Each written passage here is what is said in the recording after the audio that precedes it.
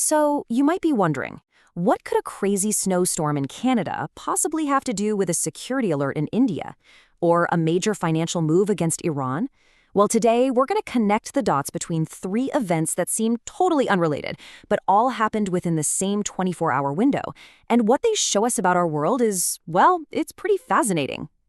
So let's ask that question. What can really happen in just one day? A whole lot more than you probably think. We're about to take a journey from an unexpected local weather emergency to a really tense national security crisis, and finally, all the way up to a major geopolitical move with consequences for everyone. So, strap in. We're going to start our day on the ground at the local level. Because in Toronto, Canada, folks woke up to a winter surprise that was anything but welcome. And listen, this wasn't just a few flurries. We're talking about a record-breaking, way too early snowfall that basically caught the entire region completely off guard. It turned the morning commute into absolute chaos. Just to give you a sense of the scale here, in that single 24-hour period, the Ontario Provincial Police reported 340 separate snow-related incidents. I mean, wow. That one number tells you everything you need to know about how disruptive this was.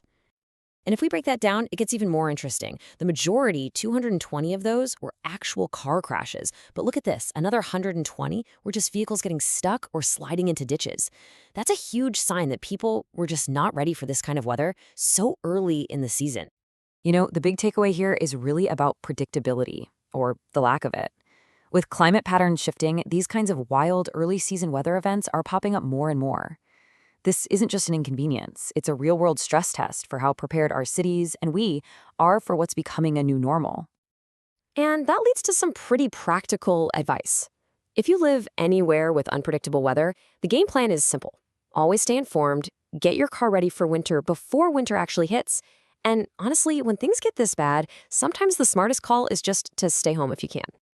Okay, so now let's zoom out from the local to the national. In that same 24-hour window, while Toronto was digging out, halfway across the world in Delhi, the story shifts dramatically from an environmental problem to a national security crisis. A car exploded, and the location is absolutely key here. This happened near the Red Fort, which isn't just some old building. It's a massive historical landmark, a powerful symbol of India itself. So because of where it happened, this was immediately treated as a potential act of terrorism, and that kicked off a huge response. And believe me, that response was fast. Right away, authorities were treating it as a terrorist incident. The National Investigation Agency, the NIA, took charge of the whole case, and security was ramped up at important sites across the entire country. That tells you just how seriously this was being taken. Now, to really get the gravity of this, you have to know about something called the UAPA. This is India's main counterterrorism law. When they invoke this act, it gives federal agencies incredibly broad powers.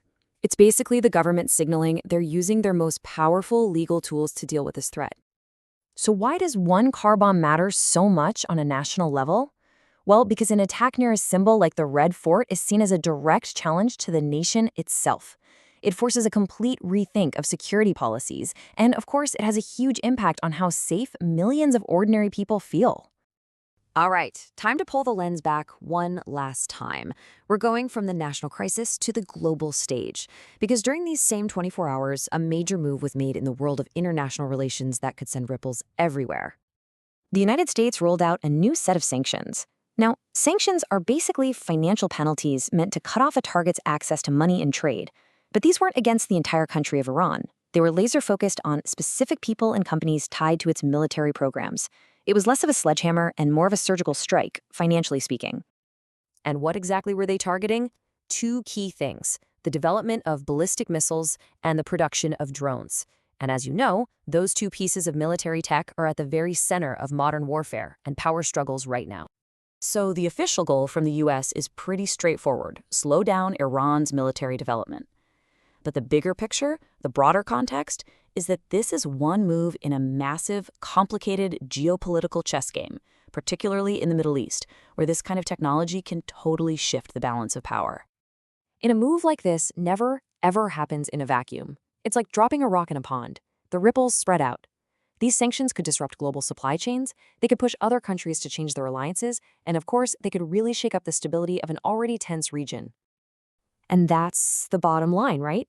A decision about sanctions, which sounds so abstract, can have a real impact on things we all feel. It can affect diplomacy, regional security, and yeah, even the price we pay for gas, because it's all tied to the stability of those major energy-producing parts of the world.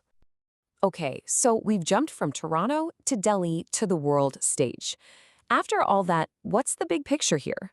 What do these three very different stories from one single chaotic day really tell us about our world? Let's just put it all together real quick. We saw a local environmental disruption in Toronto, we saw a national security threat unfold in Delhi, and we saw global geopolitical pressure being applied between the US and Iran.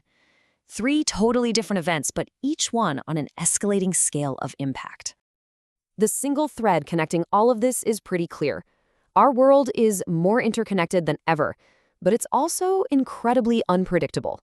A local snowstorm can ground flights and mess up international travel. A single security incident can change national policy overnight. And one diplomatic move can send shockwaves through the entire global economy. Which really leaves us with one final, big question to think about. Whether it's for a snowstorm, a security alert, or a shift in the global economy, in a world that can change so much, so fast, in just 24 hours, what does being prepared actually mean anymore?